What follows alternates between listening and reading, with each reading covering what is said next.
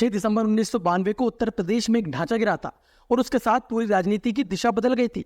कहा जाता है कि अगर वो ढांचा ना गिरता तो भाजपा कभी सत्ता में नहीं आती।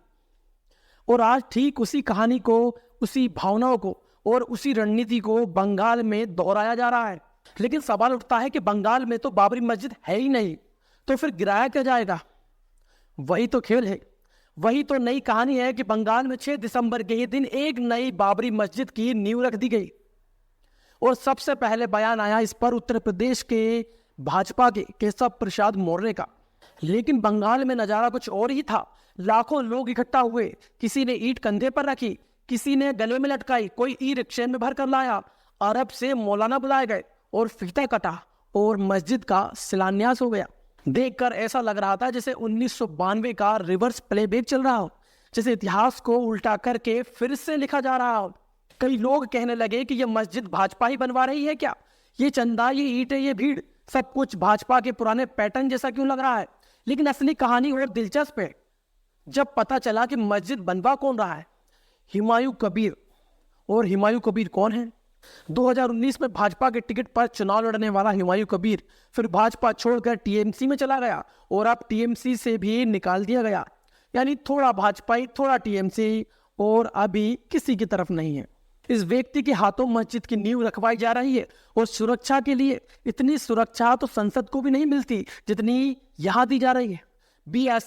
बीएसएफ, सीआरपीएफ, पुलिस के कुल 3000 जवान, 19 कंपनियां, सेंट्रल फोर्सेस इतनी सक्रिय कि शायद ही कभी किसी मस्जिद के लिए देखी गई हो। पुलिस का मामला कोलकाता हाईकोर्ट पहुंचा तो कोर्ट ने कहा कि मस्जिद निर्माण रोका नहीं जाएगा, राज्य सरकार शांति बनाए रखे। पुलिस के बाद हुमायूं कबीर ने इस मस्जिद की नींव रखी। कहने को यह खुशी की बात हो सकती है कि मस्जिद का निर्माण हो रहा है, लेकिन सवाल यह है कि इसका नाम बाबरी ही क्यों रखा जा रहा है?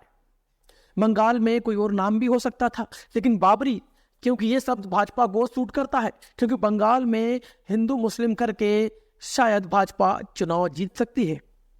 और ममता बनर्जी वो तो खुद कुछ नहीं कह रही, लेकिन उनकी पार्टी ने जरूर कहा। उनकी पार्टी की एक नेता सायुनी घोष का बयान सामने आया। घोष का कहना था कि इस मस्जिद को भाजपा फंड कर रही है ताकि बंगाल में कानून व्यवस्था बिगड़े। यानी गेम दोनों पार्टी की तरफ से खेला जा रहा है।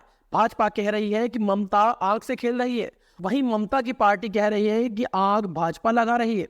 और इस पूरे मामले को लेकर बहुत सारी प्रतिक्रियाएं सामने आई हैं। कोई कह रहा है कि बंगाल बांग्लादेश बनने की राह पर है, तो कोई बोल रहा है कि ममता बाबर की निशानी बंगाल में खड़ी कर रही है। कोई कह रहा है कि 500 साल बाद भारत ने बाबरी का कलंक मिटाया था और आज बंगाल में दूसरी बाबरी बन रही है। ये प्रतिक्रियाएं बताती है कि बंगाल में ये सिर्फ मस्जिद नहीं, ये चुनावी ईंधन है जो 2026 का पूरा चुनाव पलट कर रख देगा। और सारा चुनाव इसी बाबरी के इर्द गिर्द घुमाया जाएगा।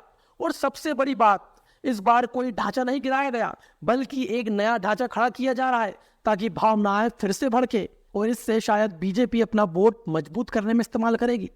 टीएमसी से मुस्लिम भावना के नाम पर संभालेगी, बीच में जनता फिर से वही पुराना खेल देखेगी। यानी इसमें दोनों पार्टी अपनी अपनी सत्ता के लिए रोटी सेक रही है। क्या इतिहास दोहराया नहीं जा रहा? लगता है इतिहास शायद दोबारा दोहराया नहीं जा रहा, बल्कि उसे फिर से बनाया जा रहा है। और इस बार यह ढांचा अयोध्या में नहीं गिर रहा, इस बार ये ढांचा बंगाल में राजनीति को गिरा रहा है। तो दोस्तों, आपको क्या लगता है कि ये पूरा मामला धर्म का है या राजनीति का या सिर्फ चुनाव का? क्या सिर्फ ये मुद्दा चुनाव तक सीमित रहेगा और चुनाव होने के बाद इस मुद्दे पर कोई भी ध्यान नहीं देगा?